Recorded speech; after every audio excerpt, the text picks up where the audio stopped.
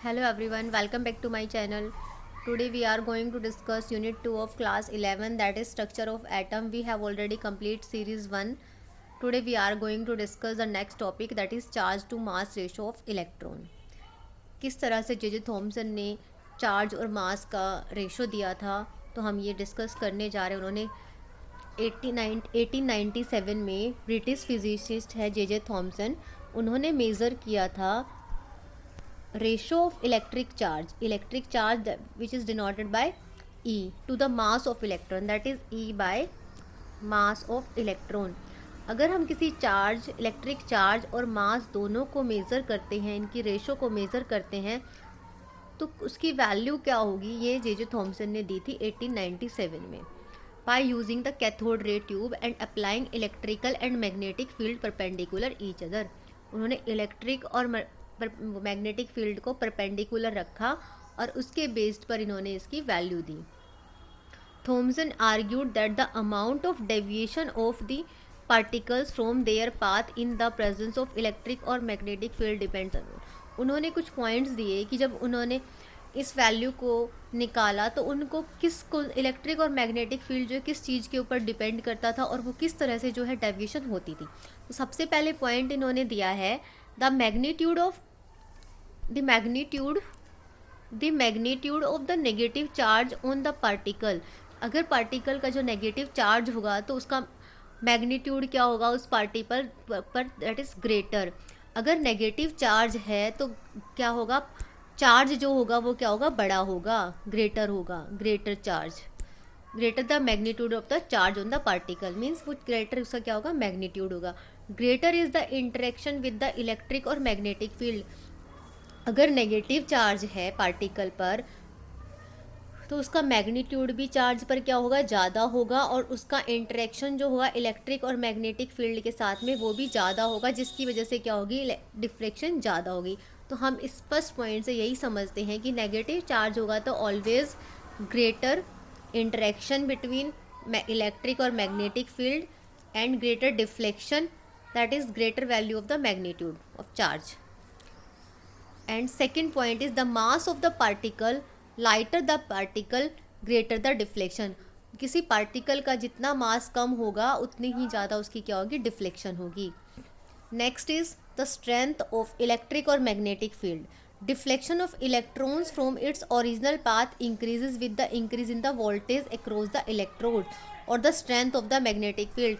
उन्होंने बताया कि जो डिफ्लेक्शन है इलेक्ट्रॉन्स की अपने ओरिजिनल पाथ से तभी इंक्रीज होगी जब उसमें वोल्टेज क्या होगी, ज़्यादा होगी. मीन्स जितनी ज़्यादा वोल्टेज उतना ही ज़्यादा क्या होगा, डिफ्लेक्शन होगा.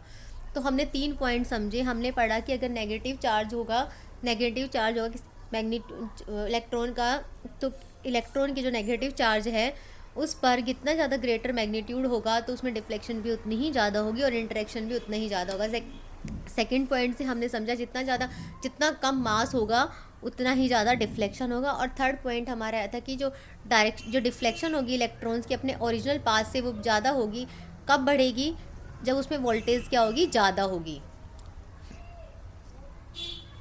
वोल्टेज ज़्यादा होगी तभी क्या होगा, इसका मैग्नेटिक फील्ड भी इंक्रीज होगा और इसकी डिफ्लेक्शन भी ज़्यादा होगी. ये इन्होंने बताया था. When only electric field is applied. अगर हम सिर्फ इलेक्ट्रिक फील्ड को अप्लाई करते हैं तो electron deviate from their path and hit the cathode ray at point A. अब देखो इन्होंने जो ये वाला बताया है कि आगे कैथोड है, ये एनोड है, यहाँ से इलेक्ट्रॉन गया और इसमें बताया गया कि सिर्फ मैग्नेटिक फील्ड अप्लाई हो रहा है तो ये अपने पाथ में कहाँ जाएगा, ये ऊपर की तरफ ए पर हिट करेगा. अगर इसमें सिर्फ क्या होगा, इलेक्ट्रिक फील्ड होगा. Similarly when only magnetic field is applied electron strikes the cathode ray tube at point C. अगर उसमें magnetic field, only magnetic field होगा तो वो कहाँ करेगा, सी पर करेगा strike. Next is by carefully balancing the electric or magnetic field strength, it is possible to bring back electron to the path followed as in the absence of electric field and they hit the screen at point B. अब ये कहना चाह रहे हैं, देखो ये बोला कि सिर्फ इलेक्ट्रिक फील्ड होगा तो वो ए पर स्ट्राइक करेगा, ओनली मैग्नेटिक फील्ड हुआ तो सी पर स्ट्राइक होगा.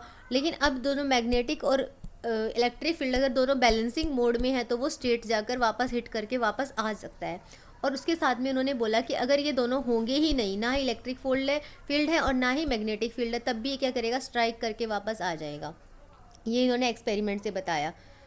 By carrying out accurate measurement on the amount of deflection observe by the electrons on the electric field strength और मैग्नेटिक फील्ड स्ट्रेंथ। तो इन्होंने ये बताया कि जो इलेक्ट्रिक फील्ड की स्ट्रेंथ और मैग्नेटिक फील्ड की स्ट्रेंथ है, इसी के ऑब्जर्वेशन से हमें पता चलेगा कि वो उसकी जो मेजरमेंट है डिफ्लेक्शन की, इन दोनों से ही पता चलती है। Thomson was able to determine the value of, अब देखो क्वेश्चन यहाँ से पुटअप किया जाएगा कि इसकी वैल्यू क्या थी। उन्होंने E/me के जो चार्ज की जो रेशो दी थी, चार्ज टू मास रेशो बताई थी इलेक्ट्रॉन की, that is 1.758820 10⁻11 coulomb kilogram inverse. Charge को हम कुलम से डिनोट, कुलम है इसकी SI यूनिट और मास की kg है, that is coulomb kilogram inverse 1.758820। We have to learn only 1.75 into 10⁻11 C kg inverse. When me is the mass of electron, यहाँ पर me क्या है, मास ऑफ इलेक्ट्रॉन है kg में, और E is the magnitude of the charge on the electron in the coulomb.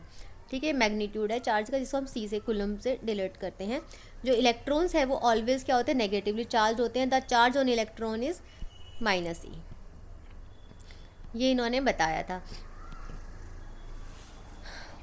Our next topic is that is charge on the electron. Electron पर जो charge है वो कैसे फाइंड आउट हुआ। अब हम इलेक्ट्रॉन का चार्ज जो है ये फाइंड आउट कैसे करते हैं, अब इसका मास कैसे निकालेंगे, ये हम जो है करेंगे।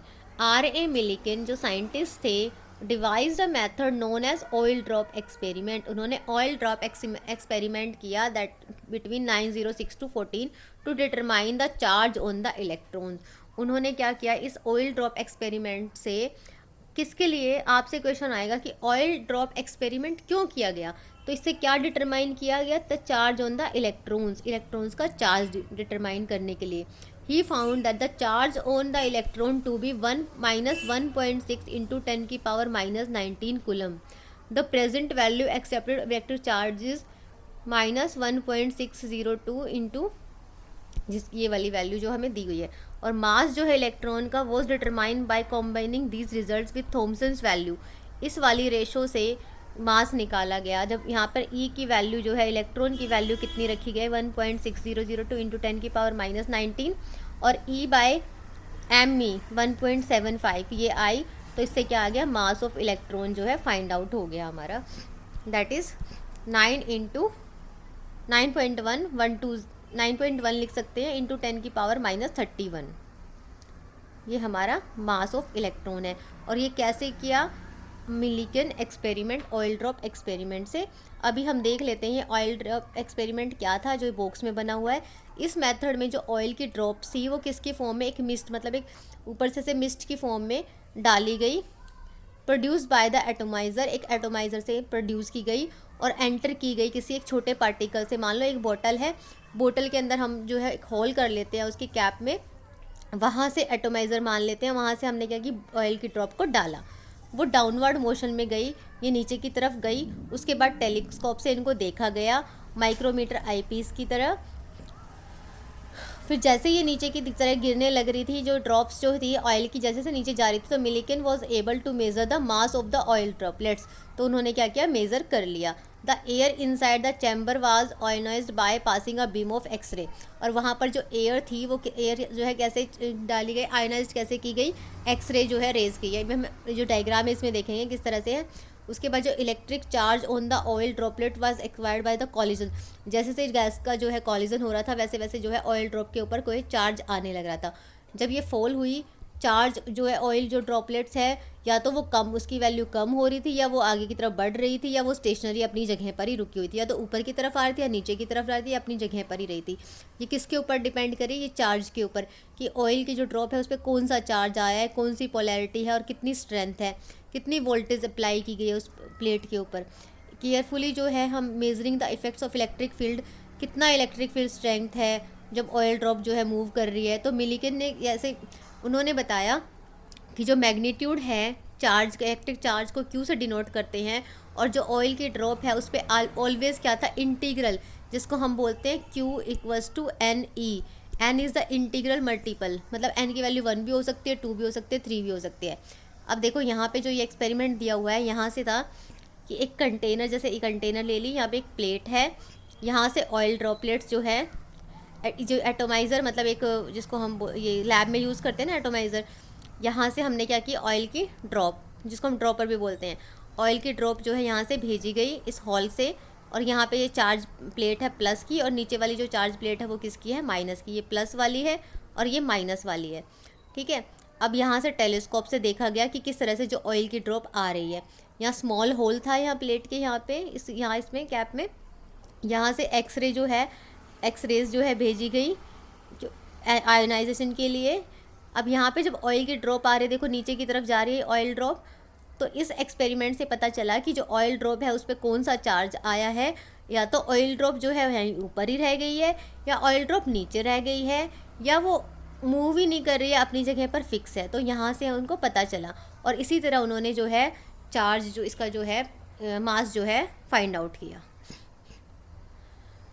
अब नेक्स्ट टॉपिक है हमारा discovery of proton and neutron. Electric discharge carried out in the modified cathode ray tube led to the discovery of particles carrying positive charge.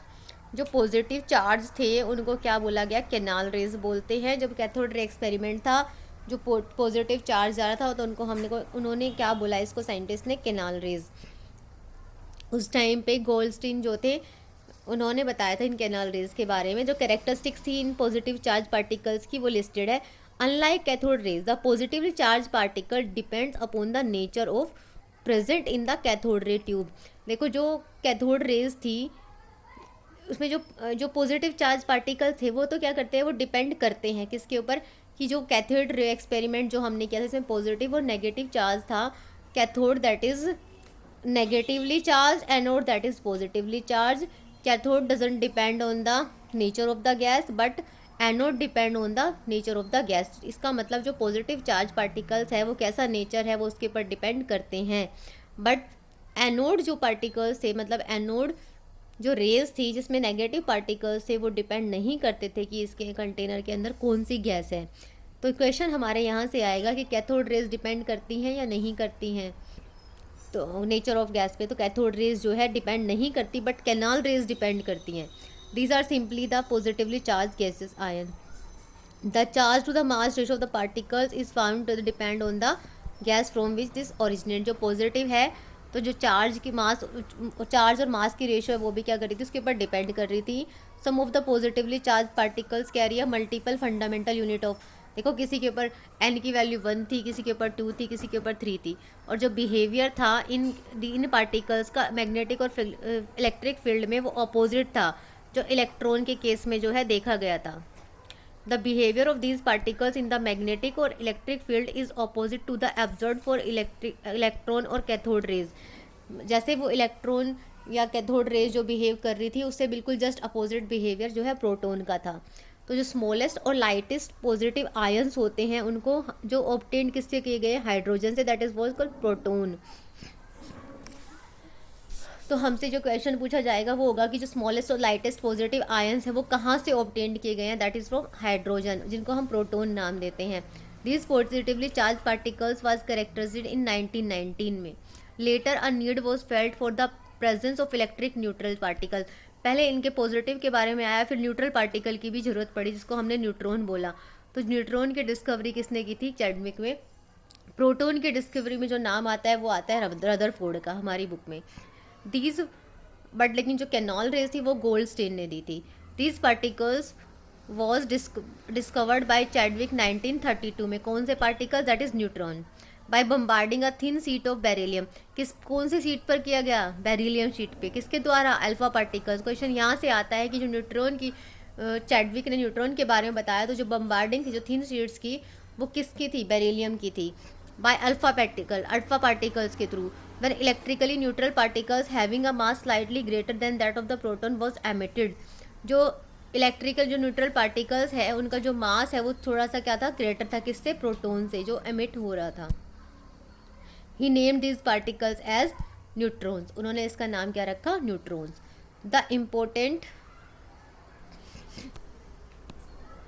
Properties of these fundamental particles are given in table 2.1। 2.1 table में इनकी properties के बारे में बताया गया, that is हम table 2.1 देखते हैं। इलेक्ट्रॉन का सिंबल ई है, प्रोटॉन का पी, न्यूट्रॉन का एन। एब्सोल्यूट जो चार्ज है वो इलेक्ट्रॉन पर नेगेटिव -1.6 इंटू 10 की पावर, और यहाँ पर प्लस। देखो इलेक्ट्रॉन और प्रोटॉन दोनों पर जो है वैल्यू सेम है, बट लेकिन इसमें जो नेगेटिव, इसका जो मैग्नीट्यूड साइन जो है नेगेटिव और पॉजिटिव है, ध्यान रखना है। रिलेटिव चार्ज जो है इलेक्ट्रॉन पर -1 है, प्रोटॉन पर +1 है, न्यूट्रॉन पर 0 है, कोई चार्ज नहीं होता।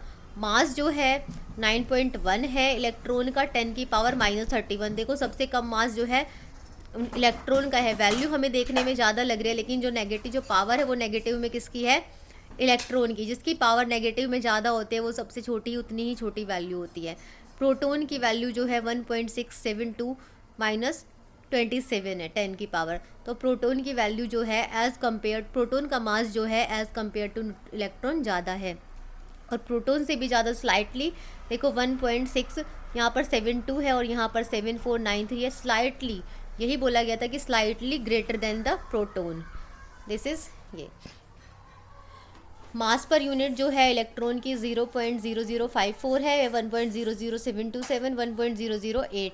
दिस इज बिकॉज ये किससे गए थे, न्यूट्रॉन जो है किससे, हाइड्रोजन से। हाइड्रोजन का भी यही मास होता है ना। अब इसमें जो इलेक्ट्रॉन है अप्रोक्सीमेटली मास कितना यहाँ पे लगाया 0, यहाँ पर वैल्यू 1 और यहाँ पर वैल्यू मास बाय यूनिट की। देखो यहाँ पे 0 है ना, इसको अप्रोक्सीमेटली 0 ही रखा गया, ये 1 है और ये भी 1 है। तो ये इसकी कुछ प्रॉपर्टीज़ थी। अब जो नेक्स्ट टॉपिक होगा कुछ मॉडल्स होंगे, जैसे ऑब्जर्वेशन है, जो मॉडल्स की हमने जो एक्सपेरिमेंट देखे हैं प्रीवियस सेक्शन में, हमने देखा जो डाल्टन है उन्होंने बोला individual atom is compose of subatomic particles carrying positive, negative और चार्ज, पॉजिटिव चार्जेस। ठीक है, इससे मिल, अब डाल्टन ने तो यही बोला था कि इंडिविजुअल पार्टिकल है जिसको हम दोबारा से ब्रेक नहीं कर सकते हैं, लेकिन उसके बाद में भी जो कंपोज हुए वो सब एटॉमिक पार्टिकल जिनको पॉजिटिव, नेगेटिव और न्यूट्रॉन बोला गया। Different atomic models were propose to explain the distribution of these particles. अलग अलग मॉडल आए, some of these models were not able to explain the stability. कुछ मॉडल ऐसे भी आए जिसमें एटम्स की स्टेबिलिटी को नहीं बताया गया। 2 of these model proposed by J Thomson, जिसमें से 2 जो है कुछ जो मॉडल है, जो 2 मॉडल जिसमें जे थॉमसन ने किया था और एक अर्नेस्ट रदरफोर्ड ने, जो डिस्कस करेंगे हम बिलोंग। चलो हम नेक्स्ट क्लास में करते हैं हम ये मॉडल को